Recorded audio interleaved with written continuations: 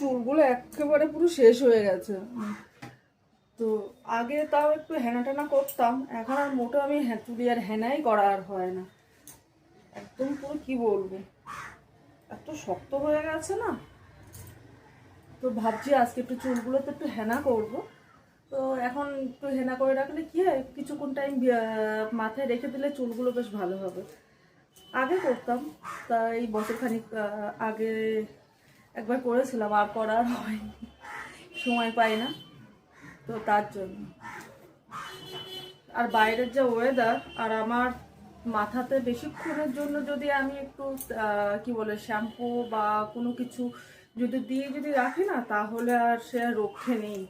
গলা ব্যথা, জ্বর এইসবই চলে আসে। বিশেষ করে এইটারই জন্য আর মোটো আর হেনা করার হয় না। তো কালকে দেখলাম যে ওয়েদারটা একটু ভালো আছে, আজকে একটু হেনাটা করি। তো দেখো অবস্থাটা আকাশে, করলাম তো করলাম, আবার সেই কি বলে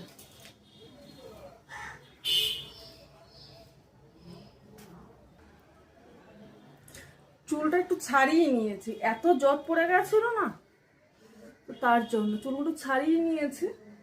এবার এই এই হেনাটা আমি কাল রাতের বেলা ভিজিয়ে রেখেছিলাম, তবে কিন্তু লিকার চা দিইনি, আলাদা একটা জিনিস দিয়ে আমি এটা ভিজিয়ে রেখেছি। আর এর মধ্যে অ্যাড করব একটুখানি টক দই আর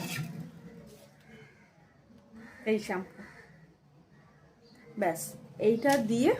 হ্যাঁ, আর একটা জিনিস দেবো, যেটা হচ্ছে একটুখানি নারকেল তেল দিলে কি হয়, চুলটা যে একটু নরম ভাবটা, আমি একবার করেছিলাম, করার পরে তখন দেখছি বেশ ভালো হয়েছিল, তাই ভাবলাম আর একবার ওইরকমভাবে করে দিই। তো যাই হোক, আমি একটু হেনাটা লাগিয়ে নিই যাতে চুলগুলো একটু ভালো হয়।